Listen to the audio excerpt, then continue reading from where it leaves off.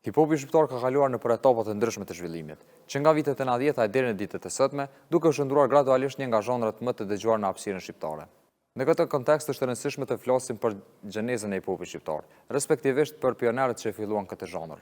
Ndër pionerët e parë të hip-hopit shqiptar përmenden grupe si Tingulli Trend, NR dhe The Bloody Albas, të cilët në atë periudhë këndonin kryesisht kundër regjimit, padrejtësisë dhe realitetit të vështirë shoqëror.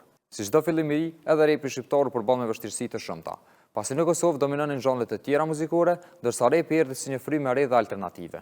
Pionerët e këtij zhanri u përballën me mungesë të kushteve teknike, vështirësinë në ingjizimin e këngëve, në procesin e miksimit dhe masterizimit, si dhe në situatën e rënduar politike të viteve të 90-ta. Pas të gjithë këtyre vështirësive, reperët shqiptar nuk u ndalen. Të frymëzuar nga reperët amerikan, ata vazhduan të sjellnin hip-hop në tërë shqiptare. Pas përfundimit të luftës, repi në Kosovë përjetoi një zhvillim të madh.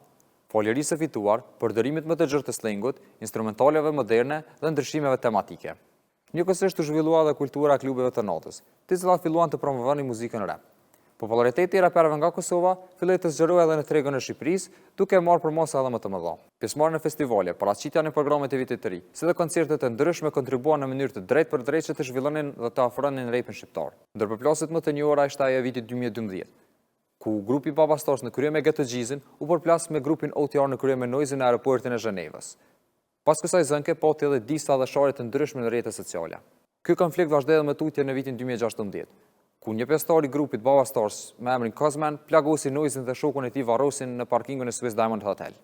Pas kësaj zënke nuk regjistruohet më të ketë pasur ndonjë zënk mes këtyre dy grupeve dhe si duket zënka e tyre ka përfunduar. Në ditët e sotme, repi shqiptar ndodhet në kulmin e zhvillimit, ku më së shumti dëgjohet rryma New School, veçanërisht në zhanrin trap. Ndër reperët më të njohur të kësaj rrymë është raperi nga Ferizoj Buta, i cili gjatë vitit 2025 dhe në fillim të këtij viti arriti të lansojë rreth 6 albume dhe EP të reja.